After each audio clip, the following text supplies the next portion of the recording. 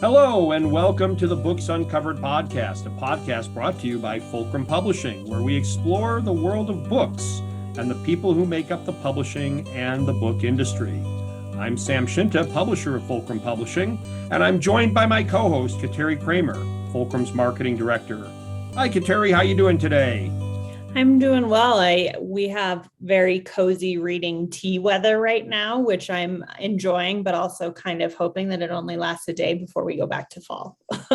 So I understand it's snowing there today Yes. in the mountain state. Yeah. Okay. Yeah. How are you? How cold is it out there?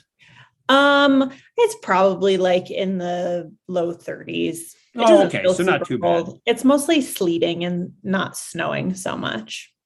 But you did cover up your garden. So I did cover up the garden with maybe futile hopes that that everything will make it through this, but it's pretty end of season. So I figured I'd give it a go. Well, here in the upper Midwest, or at least I dug up everything a couple of weeks ago, especially because we knew it was going to get very, very cold.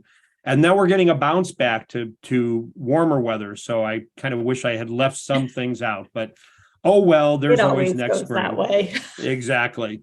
Well, we have a wonderful guest today. Our guest today is Pam Sandlian Smith. Pam was the Executive Director of Anythink Libraries in Adams County, Colorado for 15 years. Through her leadership, the public library system went from being the worst funded system in the state of Colorado to one of the most recognized library brands nationwide by creating an entirely new service model. Anythink was awarded the 2010 National Medal for Museum and Library Service, the 2011 John Cotton Dana Award for Outstanding Public Relations, and the Library Journal 2011 Landmark Libraries Award. Pam was the 2010 Colorado Librarian of the Year and the recipient of the 2012 Charlie Robinson Award for Innovation and Risk-Taking.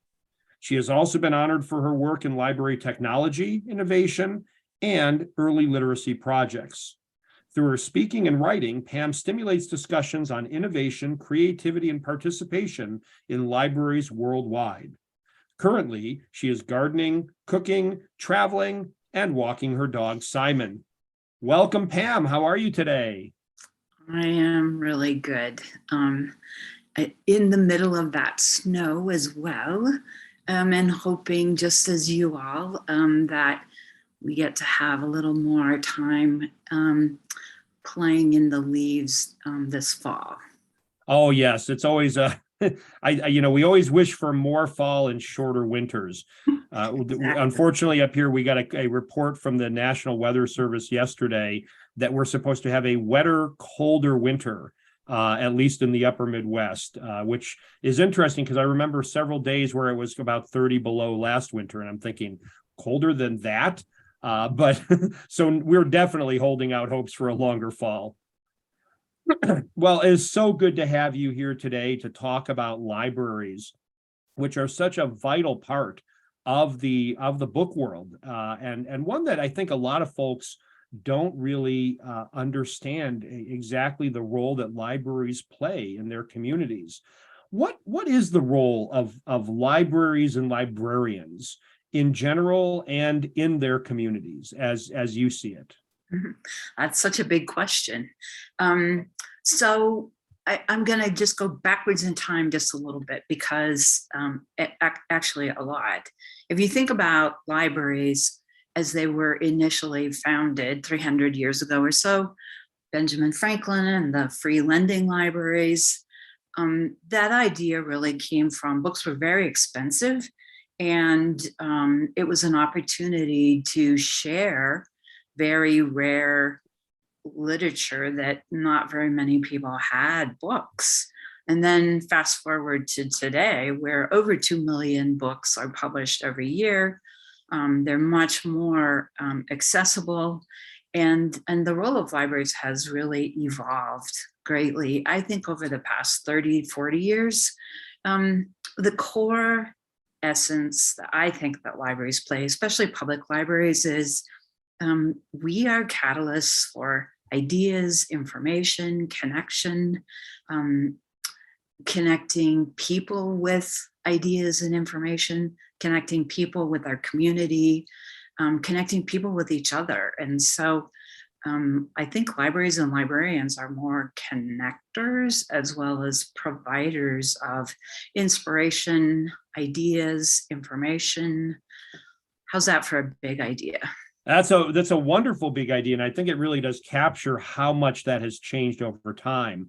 I've served on a few library boards, and we certainly have seen that. Where, again, I think most of the public thinks of a library as a rather passive place where you go and find books. And yet, when you actually go into the libraries, I tell you, they're actually quite active places where so much more than just books are happening. Now, books remain obviously very important in connecting people with that information, but libraries serve so many important roles within their communities, and many, particularly small communities, are like the community center of the community. It's the place where people gather. Absolutely. I think that's one of the things that all of my jobs in libraries, and I started at the Denver Public Library, and I was manager of children's services, was there when we built the new central library, the Michael Graves building, then went to West Palm Beach, Florida, and was library director, and then came back to Colorado for the last 15 years, it kind of reinventing what a public library could be, especially in Adams County. And that word community has been center to almost everything we do. And especially the role of the public library in a community like Adams County, which we don't have a lot of, like we don't have an art museum, we don't have, a children's museum, so to speak. And so the library can take on a role that is that place that's a gathering place, the place where people know it belongs to them. And it's a safe space, it's a beautiful space, it's an active space, it's a nourishing space. And partnering with other entities in the community has been so important to us, because we don't, we're not lawyers, we're not doctors, we're not necessarily artists, musicians, but we can partner with all those folks in our community and bring in these rich experiences, which I think like what could be better? What could be a better career, right? It's so much fun. And so did you have a hand in developing the whole idea of the Anythink concept? Absolutely. So some people would say I would be the mom of Anythink. When I started, when I moved back to Colorado, Anythink, or it was, we had just become a special taxing district, which is a governance model in which the library district actually has prescribed revenue from a prescribed mill levy that's been approved by the voters. And the governance structure is really the library director reports to a board of directors, and it gives the library, I think, a lot more latitude and dependability. You know basically what your revenue is going to be from one year to the next. You can develop strategic planning, and you can really plan and execute moving forward in a way that can be much more predictable, and it can be thoughtful, very thoughtful. So when I started, we were Rangeview Library District. We had just, over the past 10 years before I arrived, the library was one of the poorest funded libraries in Colorado. And then we became a special taxing district. And all of a sudden, we went from a $4 million annual revenue to a $12 million annual revenue, which it sounds a little bit like winning the lottery. But as you know, that $12 million has to be very thoughtfully executed. And we built 4 new libraries, renovated 3, and completely kind of reinvented what a public library could be. one of the things that we did is we eliminated fines in 2009. So we want people to bring books back, but we don't want them to worry about having to pay a fine. We don't believe in The old Library. librarian stereotype. Yeah. Like, you don't have to, like, libraries are places where people like to talk to each other, and especially kids, like, ooh, it's too scary to have to be so quiet. And so that was one of our mottos is a 4-letter word.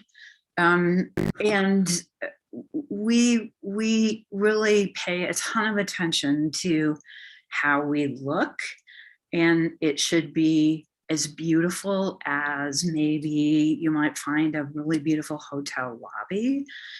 We want people to feel inspired, and we connect indoors and outdoors in Colorado because we love outdoors. People who live in Colorado, we love outdoors. And so we try to create that experience indoors that connects to the outdoors. We have fireplaces in all of our libraries.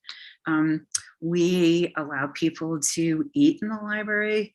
In one of our libraries, we have a little cafe where you can come in and get a cup of coffee or a sandwich or a scone or a donut or something, because we want people to be comfortable.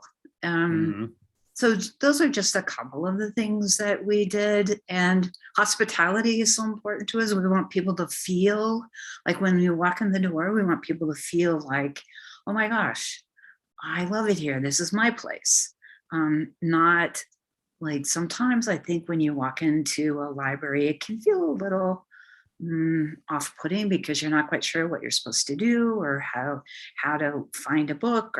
But we always try to create a situation where people feel like, oh my gosh, this is my place. And I know that the people who work here, they're going to help me and they're going to make me feel smart, not dumb.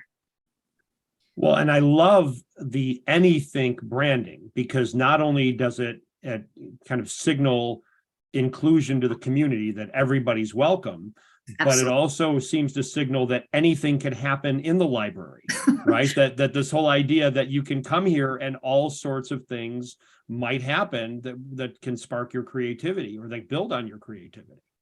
You have it right there, Sam.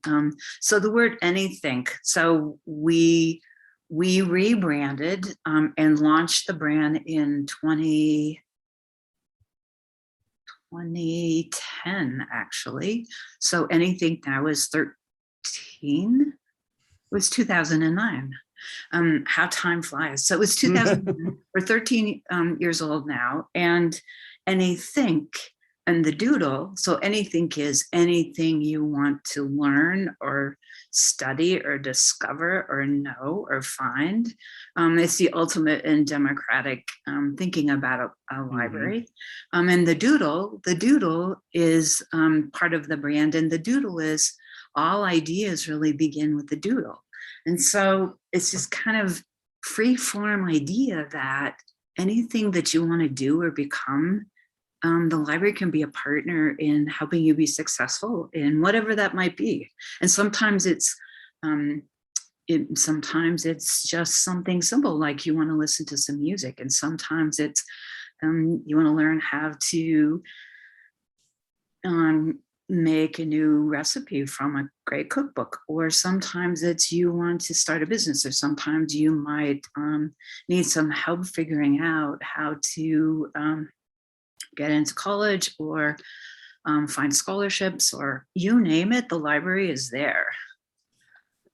And you said a word in there that it just struck me when you talked about the democratic piece, right? And what immediately I thought of is, my goodness, libraries are also, they're kind of our bastions in some ways of our democracy, because they're the place where you can get good, reliable information. You can get it from people who understand how to guide you to finding good sources and good resources.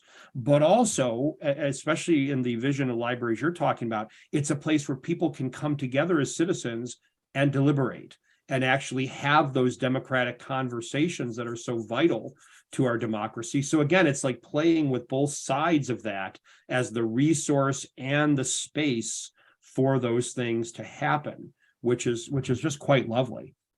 And we need more of right now in our world. We totally need more. Even, I mean, today more than ever, that space. And we've worked with other partners. We've worked with Aspen Institute to create those spaces where we host kind of guided conversations on a number of topics, technology. We worked with the ALA a number of years ago, hosted the Ken Burns series on Vietnam. And we probably had 120, 140 people come to one of our programs, in which about half of them, at least half of them, were Vietnam vets. And the conversation was so rich, because one of the veterans talked about coming back from Vietnam and the college students protesting and feeling like he had really given a lot in the war, and he came home and he wasn't wanted at home. We never had that conversation as a culture, I think.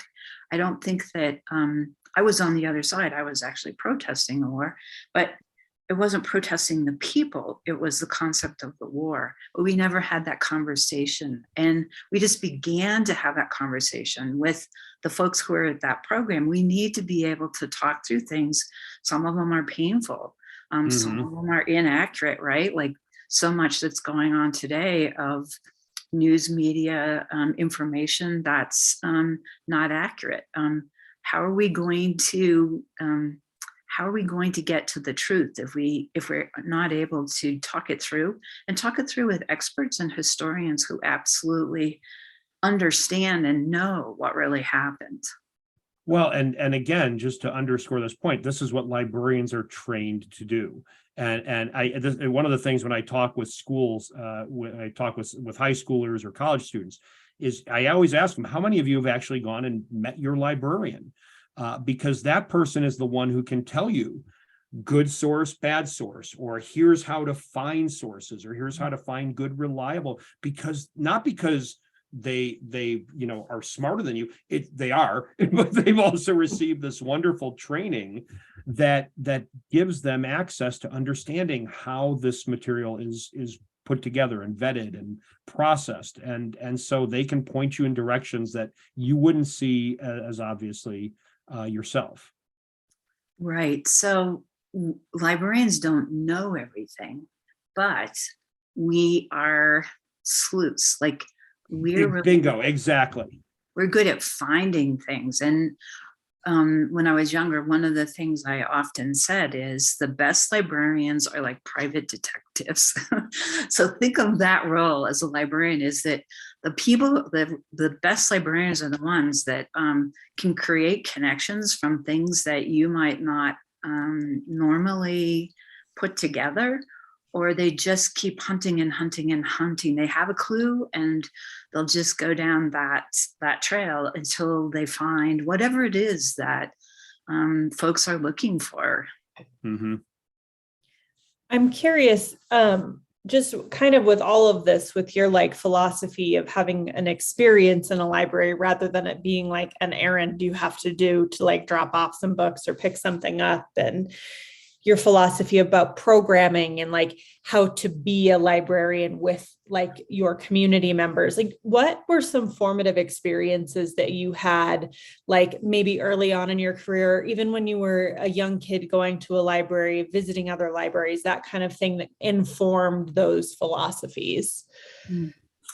So I'll tell you two stories. One, my first interaction with a library, we lived in Sioux City, Iowa, and I was about 6 or 7. And those were the days that kids were kind of free range kids. And a couple of blocks away from our house, there was this park, and there was one of those little Dear Carnegie libraries. And one day I just kind of discovered the library. And of course, as things happen, there was a story hour going on, and I was looking at books and the librarian came up and said, would you like to check that out? And I was like, I don't know what that is. And she said, do you have a library card? And so she said, you just have to have your parents sign. So I kind of got that little slip of paper and was running home. And I went through the park and I discovered this little kaleidoscope, this little cardboard kaleidoscope in the park that day. And it was magic. And I picked it up and I took it home, and my mom and dad, or my dad, signed the slip for the library card. And I showed them the kaleidoscope and they're like, that's not yours, you have to take it back. So I was like, so disappointed.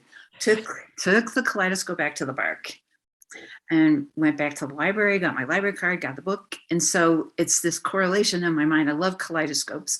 And what happened that day is the library card in the library, nobody can take that away from me, right? Yeah. The kaleidoscope I had to give back, but the library can always be yours, and you get to choose how you use it. You're absolutely right. When I was children's library manager, so two quick things. One, I observed, and this is years and years ago, and I was working at the Denver Central Library, like some of the librarians in the adult part were kind of mean. And people would come up and they would ask for help, or they would have a call number, but it wasn't proper. And then the librarian would kind of like go, that's not a proper call number, take it back to the card catalog. And like, when you get the right call number, I can help you. And I thought, that's really mean. Why would you do that? And working in the kids' library, kids need a lot of different, ways of approaching them so they feel safe and okay to ask for whatever they want. And it's just a little different. And so I was always watching kids and watching how there were barriers in the library that kept kids from experiencing it. We actually did focus groups with kids, and kids told us, like, well, the library is pretty beige and it's kind of boring, and we'd kind of like to have our own space where adults aren't allowed, and we'd like to have our own space. My perfect space would be like a little submarine where I could read a book and I could have a lamp and I could have a place for snacks. And they told us so many things. And one of the things we asked was, well, what about the librarians? What happens if there's a mean librarian? And they're like, oh, well, we just watch and we wait. And when that librarian goes off the ship, then the nice one comes on, then we'll ask the nice one for Crafty little kids. So it's just really thinking about libraries and listening to people and listening to kind of what are the barriers and what are the things that keep them from being successful. And one of the things that I'm so proud of is we actually moved away from the Dewey Decimal Classification System and moved to the bookstore system, BISAC, which is word-based. So if you're looking for cookbooks, you go to cooking instead of 641.6. And people then now it really feels like it's their library because they understand how things are organized, and it's simple. It's like math, cooking, dinosaurs, cars, right? Instead of numbers, it's words. And that really, really helps people use the library in a way that it demystifies that whole classification system. Yeah. I grew up going to the main Denver Public Library building that's downtown on Broadway. My mom used to take my sister and I there every summer. We'd do the summer reading program, and then we'd sign up for all of the classes. And I still remember like that room kind of behind where all the books are, where it's like almost a little sun tunnel. And I don't know, it was always just a really inviting place. And I think that was kind of like where my curiosity for finding new books was fostered, because, and I wish I could remember who it was, but I remember there was a librarian there, and she's like, well, if you like this book, you might like this book, or like, if you liked this, then you should try this class next week. And it was that kind of thing where I think librarians do this really amazing job of like meeting kids where they're at, and then kind of gently encouraging them to like push their boundaries a bit. I'm curious what some of the books that you recommended to kids really frequently were. So that is such a hard question I know. because, oh my gosh, millions, right? Yeah, But totally. I have some very, very favorite authors, and Tommy DePaula was one of my favorites. And I actually have, like, one of my very favorite books is Straganono, Brava Straganono, which Me is too. a pop-up. And I love pop-ups, and I often give pop-ups to friends and family for gifts. But Tommy DePaula just has this, he actually came to the library and did a presentation once when I was working for DPL, and he's just this charming little boy, even when he grew up into a man. And he always was a little mischievous, but he was always like filled with ideas, curiosity, love, color. The year, so 2020, the year of COVID, Tommy DePaula actually had an accident. He fell, and he, after an operation, he died. He hit his head, and he didn't die of COVID, but previous to that, it was the beginnings of COVID, and almost every day he posted on Facebook like an image of one of his drawings, and it was just this great comfort that was so wonderful. And I just think of Tommy DePaula on Pancakes for Breakfast. He just has these wonderful, wonderful, wonderful ways of looking at things and looking at the world and introducing the world to children. Eric Carle, again, like, just, you know, the colors, the ideas, Lois Ehlert, the collage.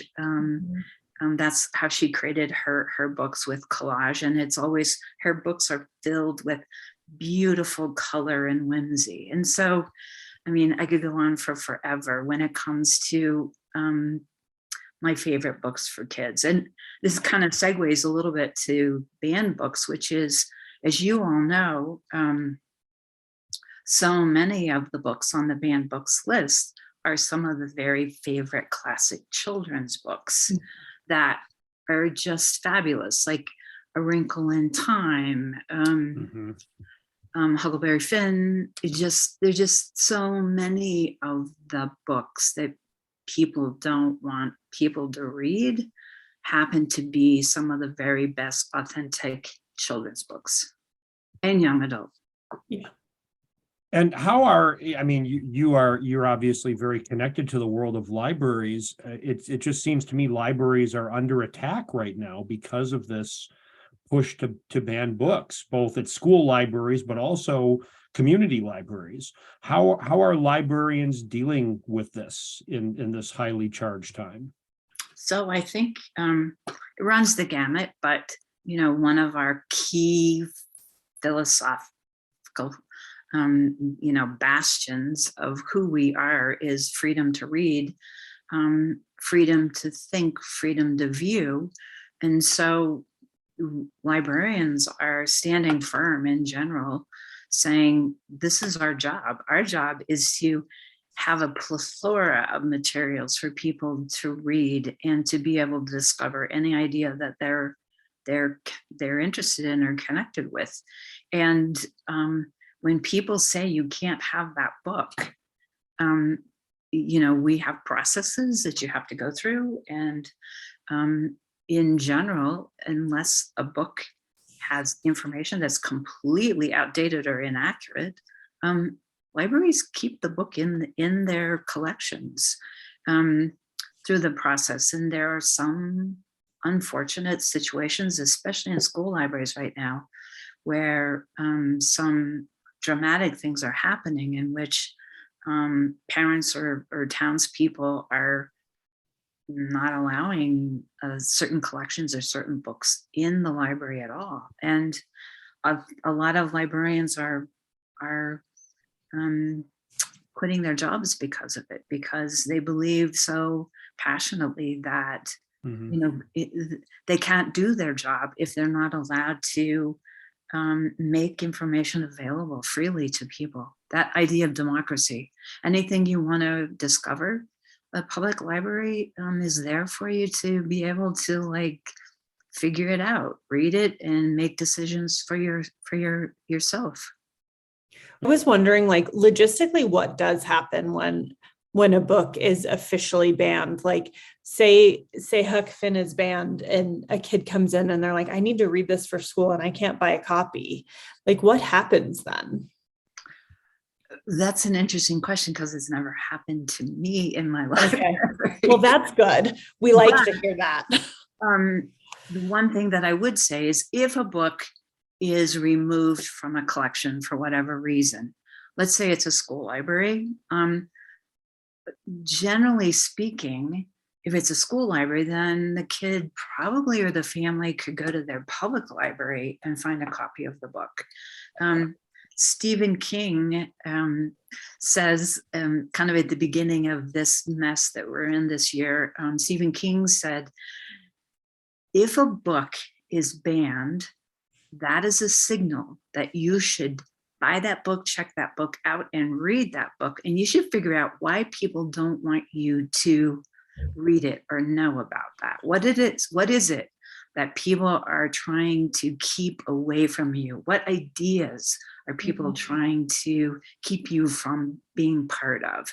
And I think that that's brilliant. And so what happens in many cases is when a book gets banned or gets put on a banned book list, then there's so many books, there's so many copies of that book are then purchased because people are curious, like what's wrong? Like, why would people not want someone to read this book? So everybody reads it. So that's actually great in general. Yeah. Well, thank you first for the call out to Stephen King, who's quickly becoming the patron saint of this podcast. He seems to be mentioned in almost every episode these days. But the point too that you are bastions not of just democracy, but you're defenders of the First Amendment. Absolutely. And it's just such an important role to play to keep the free flow of information, to not just keep the legal aspect of the First Amendment and not intrude with people's right to get information, but also the spiritual, or I would say more the philosophical, not the spiritual, but the philosophical underpinnings that the whole idea there is to allow people to make up their own minds, right? Completely. To read materials and judge for themselves, which is why that Stephen King quote is just so beautiful. Right. Well, with all this in mind, obviously the book banning is a piece of this. I know libraries have also been real pinched with budget issues in the last several years. The pandemic, I know, highlighted some of those. Do you feel hopeful for the future of libraries in this country, given all that is happening right now to put them under attack in certain respects? So one thing that I can say is librarians are tenacious, and we might seem to be kind of fragile or quiet, but one thing that I know is that librarians are are tenacious, and we will fight to the finish for things that we believe in. And we go into libraries because we love the work. We clearly love ideas. We love working with people and being really playing a really important role in our community. And that's not going to go away. And people who want to have careers or lives doing things that are so nourishing and so rewarding, that's not going to go away. I can't think of a better way to spend your life than working in libraries. And it's exactly opposite of what I think people think, is that people think that libraries are quiet and librarians just sit around reading all the time. And of course, that's not what we do at all. What we do is actually completely engage with our community. We make things happen. We help our communities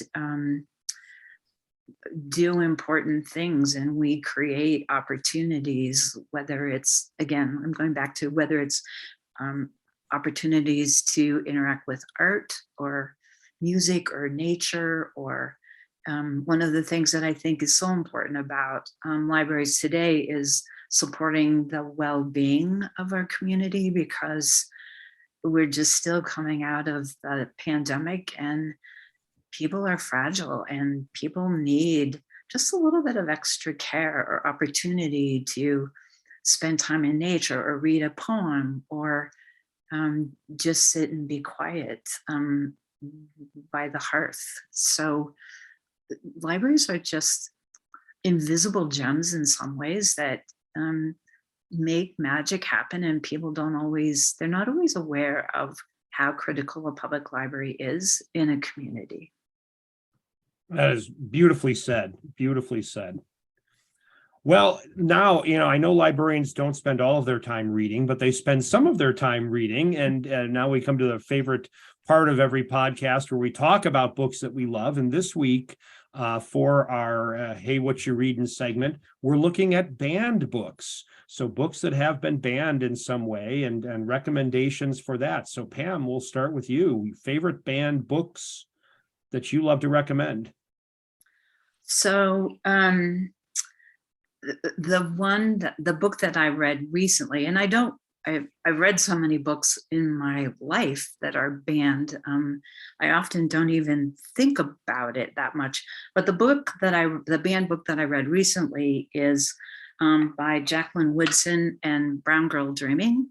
I don't know if you're aware of it. Jacqueline Woodson was born in 1963, and this particular book, it's a Newbery Honor. It was a National Book Award winner, and it's basically autobiographical, and it's written in poetry.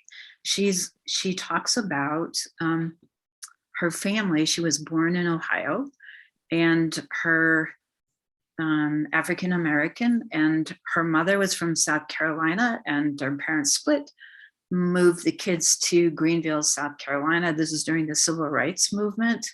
And so you're getting in poetry this view of the world in the 60s and what was going on in the South, and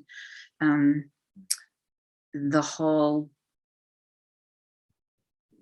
not being able to drink from the same drinking fountain or ride on the bus unless you're at the back of the bus, that kind of thing. Jacqueline Woodson talks about this firsthand. And then her mother moves to New York, and she leaves the kids with her mother and father in South Carolina for a little bit. And then eventually the mom moves the kids to Brooklyn, New York. And so it's this whole perspective of this young girl who is finding her own magic, so to speak. And her magic is writing. And she discovers that magic through a teacher and through a librarian in Brooklyn. And so it's just such in some ways, very raw emotions of like a lot of harsh times for children growing up in the South in the 60s, not understanding why people treat them the way they treat them, or why they're not equal to other folks, and then really coming into their own. So she's just such a brilliant writer and such a wonderful person. So that is my favorite banned book at the moment. Excellent. Wonderful recommendation. Beautiful book. Thank you so much. What about you, Kateri? I'm sure you have two, because you always do. I did pick two again. I have to keep doing it now if I'm going to stay on brand. I picked a theme though. So,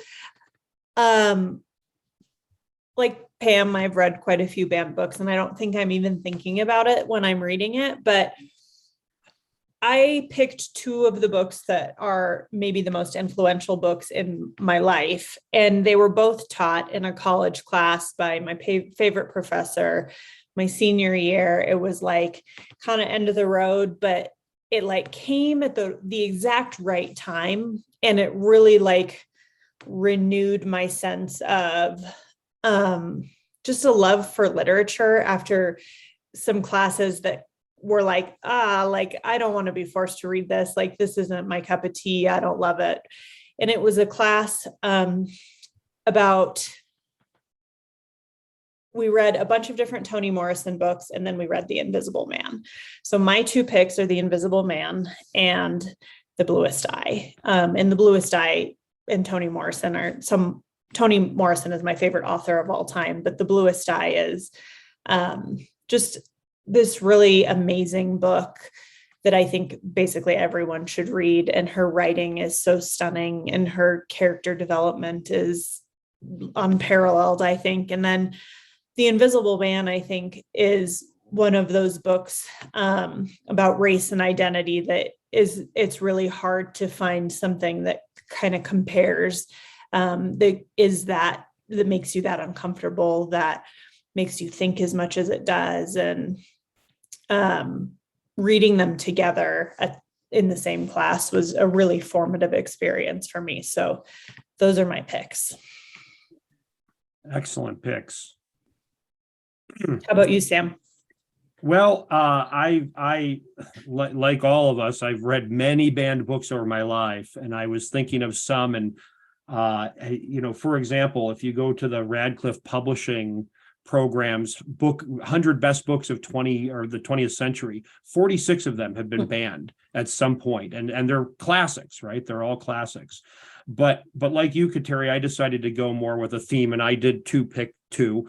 But they're books that I had the pleasure of teaching and using in some high school classes I'd done over the last several years when I was working with some high school students on communication and writing and critical thinking. And these two, it's interesting, have been banned from different sides for similar reasons, which is why I think that it's such an interesting dichotomy. The first one is The Hate You Give by Angie Thomas, which of course became a movie. It seems to pop up on the ALA's top banned book list about every year since it's been released. But it's about a young woman, much like Pam's book, who's wrestling with the issues in her society and how she confronts those and how she tries to find her voice in the process. And then the other one is a classic, and students, by the way, absolutely loved that book. And many of them, they would see the movie and then they'd say, well, I want to read the book now, because they really wanted to get that whole story, which was always inspiring to see.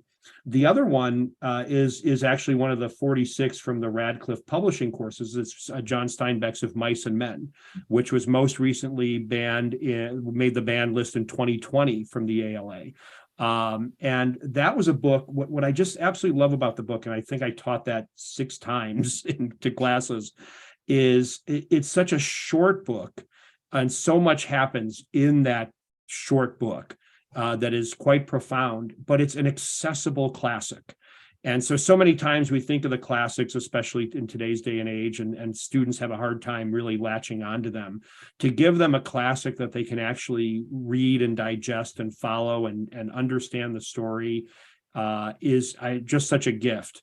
But yeah, that one has also been banned many, many times over the years. So those are my two. Nice, good picks. Excellent. Well, as always, it is just a wonderful conversation that I think we could probably go on and on and on with this talk. But Pam, I really, really appreciate you joining us today.